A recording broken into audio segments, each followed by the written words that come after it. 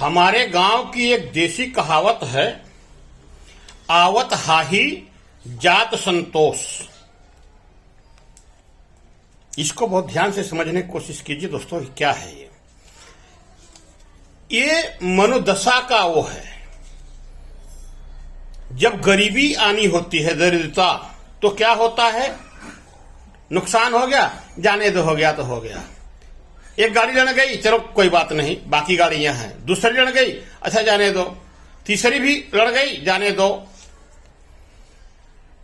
अगर इस तरह का किसी का भाव है तो समझ लीजिए कि यह आदमी जल्दी ही दरिद्र हो जाएगा।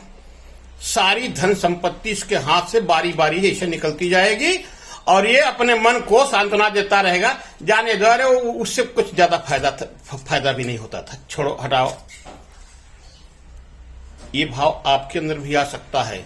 फलाने निकाले जाने वाले हैं, निकलने दो, किसी काम का नहीं था। अच्छा, वो भी निकाला जा रहा है, जाने दो, भी किसी काम का नहीं था। ऐसे करते अगर आपके माइंड में बात आ गई ना कि जाने दे, फालतू था, तो धीरे धीरे धीरे धीरे आपके टीम के सारे लोग निकाल दिए जाएंगे।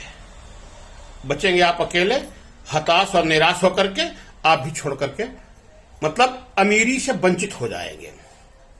अब कहावत की दूसरी लाइन क्या है? आवत हाही जात संतोष। पहली लाइन पर बात कीजिए। ये जात संतोष मतलब दरिद्रता का लक्षण है। आवत हाही, टीम आपकी बढ़ रही है, खरीदारी बढ़ रही है, तो आपके अंदर ऐसा भाव पैदा होगा कि और ढेर सारे लोग हमारे टीम में आ जाएं, हमारे टीम के और लोग डायमंड हो जाएं, सेल्स मास्टर हो जाएं, सेमी सेल्स मास्टर हो जाएं। अगर ऐसा मनोभाव आपका है, ऐसी दशा आपकी है, तो आप जल्दी ही करोड़पति बनने वाले हैं। तो इस कहावत को जो आज मैं सुनाया हूं, आवत हाही जात संतोष, इसको बहुत ध्यान से समझिएगा, हिमो हिम पीते रहिएगा और बिजनेस को आगे बढ़ाने की युक्ति सोचते रहिएगा। ये जो संतोषम परमम सुखम है ना, ये पंडितों के लिए है। कौन से पंडित? जो पंडित 5 घर भीख मांग करके भोजन करते थे, मतलब भिखमंगा पंडितों के लिए कहावत है। बाकी जो बिजनेस व्यापार कर रहे हैं, जिनको धनी बनना है, अमीर बनना है, करोड़पति अरबपति बनना है, अगर वो इस लाइन को मानेंगे तो उनके पास जो है वो सब खत्म हो जाएगा, कुछ नहीं बचेगा। पुरुषार्थ में 4 चीजें हैं: धर्म, अर्थ, काम, मोक्ष। धर्म क्या है? जिस भी किसी क्षेत्र में आप योग्यता हासिल करना चाहते हैं, मास्टरी हासिल करना चाहते हैं, उसकी शिक्षा लीजिए, ये है धर्म।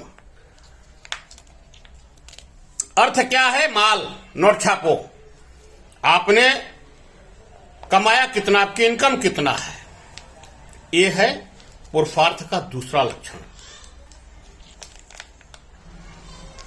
इसके बाद नंबर आता है काम का। काम बहुत मजेदार शब्द है। इसका कई जगह कई रूपों में इस्तेमाल किया जाता है। काम का पहला अर्थ वही है जो आप लोग समझ रहे हैं। काम का पहला अर्थ वही है, भोग। और भोग में भी, भोग शब्द का भी कई अर्थ है।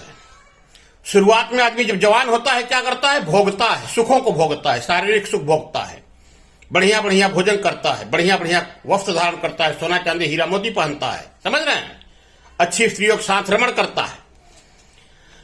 इसके बाद क्या होता है? जब उसको कोई बड़ी बीमारी पकड़ लेती है, तब वो उन भोगों का भोग भोगता है, मतलब पाप भोगता है। कहते हैं ना, वो फलनवा भोग रहा है मतलब टीबी से, कैंसर से, एड्स से, शुगर से, थायराइड से परेशान है।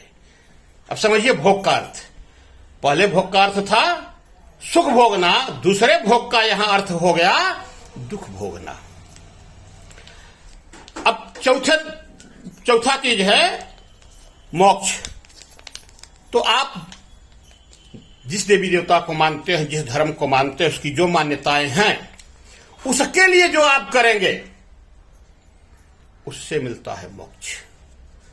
तो शुरुआत मोक्ष पाने के लिए इन शुरुआत के 3 चीजों पर आपको अमल करना होगा।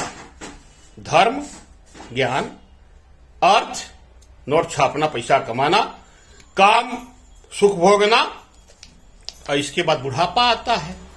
अगर नहीं भी हुआ शुगर, टीबी, एड्स वगैरह वगैरह,